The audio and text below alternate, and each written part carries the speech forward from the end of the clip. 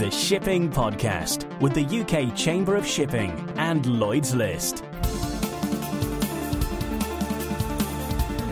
Hello and welcome to the Shipping Podcast from the UK Chamber of Shipping and Lloyd's List. I'm Jonathan Roberts. In this edition, we explore what it's like for young people working in the shipping industry, how the industry can attract more women, and whether shipping still suffers from an old boys club culture. And joining me in the studio are two of the industry's bright young things. Fena Boyle, now Training and Careers Coordinator at the Merchant Navy Training Board, having spent 9 years at sea, reaching the rank of second officer, and Linton Nightingale, Container Markets Reporter at Lloyd's List and former editor of Port Technology International. Welcome to you both. So, with maritime colleges in the UK oversubscribed, there is no shortage of young people wanting to go to sea. But how easy is it for newly qualified seafarers to get their first job? Fena Boyle. Well, the number of cadets coming through every year, it's quite substantial. If you are with a shipping company, the option to get a job straight afterwards is fairly high. If you're with another company that's not quite so lucky, it's generally a little bit harder. We're not finding that there are huge numbers of people that are struggling, but there are some out there that are struggling. And what kind of numbers are we talking about from this year? How many do we think are struggling to find work? It's really hard to put an exact number on it because we might not be told about them not being able to find a job. They might not know our services are there to help them. They might find a job very, very quickly. Some struggle a little bit longer, find that they take time. And we've seen a collapse in the offshore sector, something the UK Chamber's been working on a lot at the moment. Is part of the problem that more experienced seafarers are flooding the jobs market, taking jobs that maybe otherwise would have gone to those coming out of college? I'd say it doesn't really help newly qualified officers when their experienced officers are going up against them and become competition.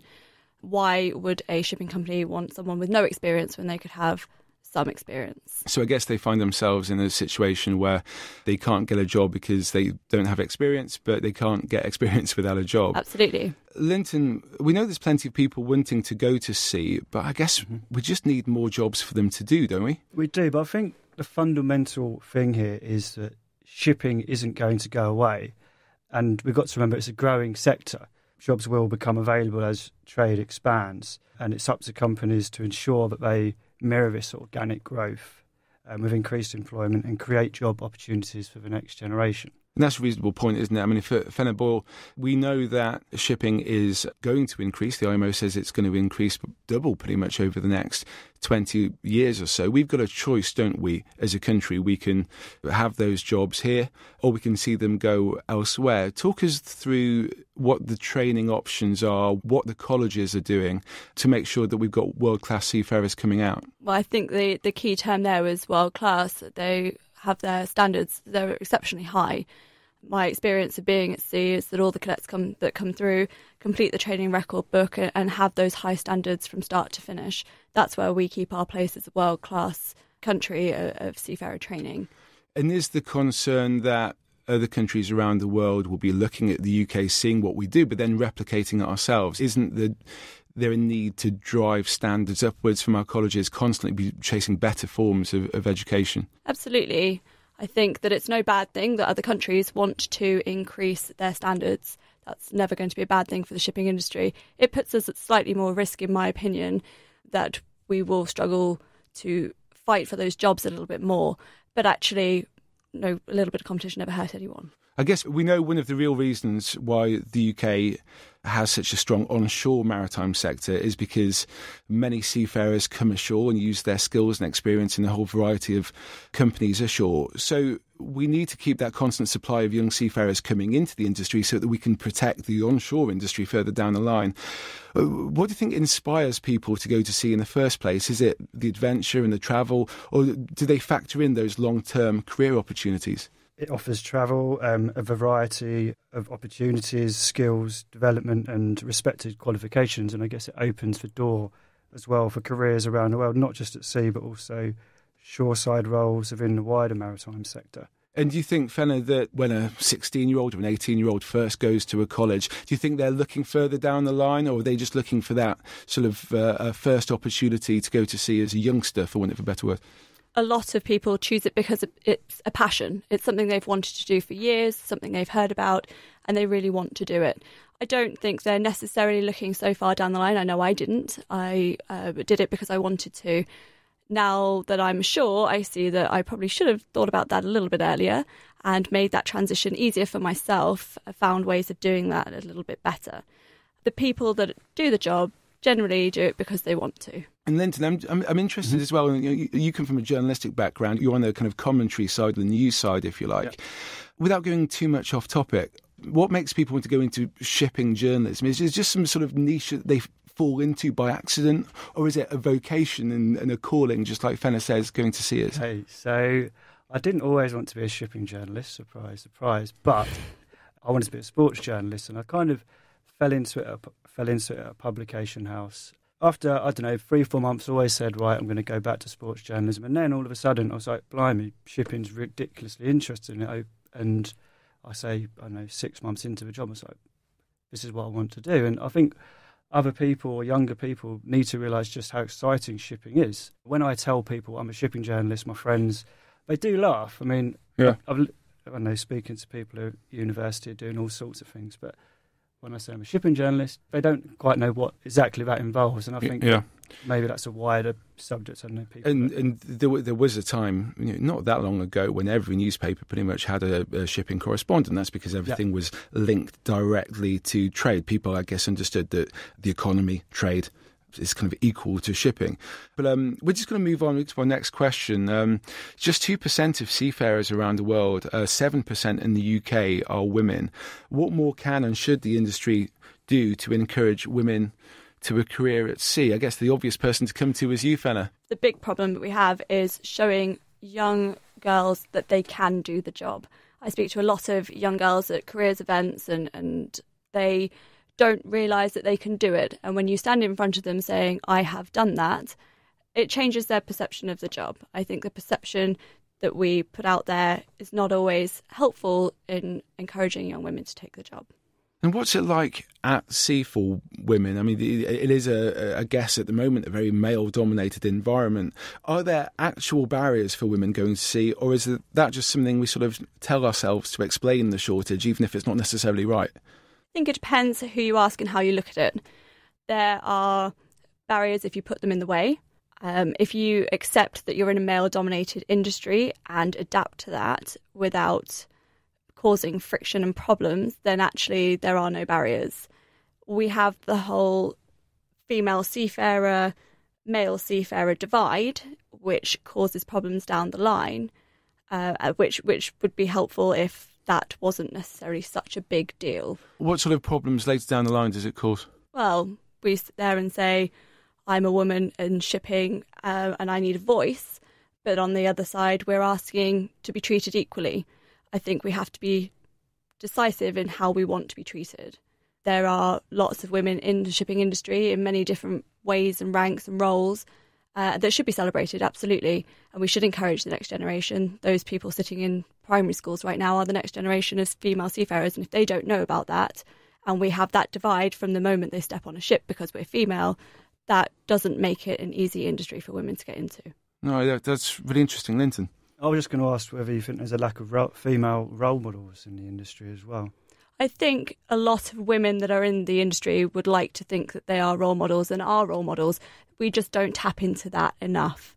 The MNTB worked with inspiring women to break those barriers down and have females go and talk to them. The Careers at Sea ambassadors, we asked them to go to schools and talk to young girls and show them that it can be done.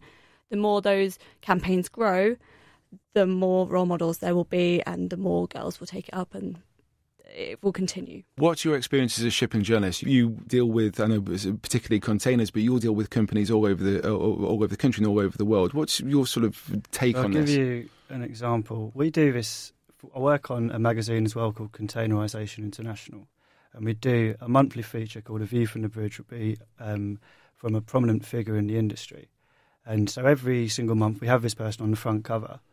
And I've been there now 2 years or so. And even looking back at the former issues, I think there's been 2 women in about 5 years that has been on our front cover. For me, when I first started, I couldn't believe it, but it's so male-dominated at a high level, it's quite alarming, to be honest. What do you think about that, Fena? Because what you're saying is actually, in many ways, quite reassuring. We're saying to young women that there aren't as many barriers as you might think. You can take that opportunity. You just have to reach out and grab it and go for it. So I guess, are we talking about there being a perception problem of the industry rather than there actually being barriers in place in the first place?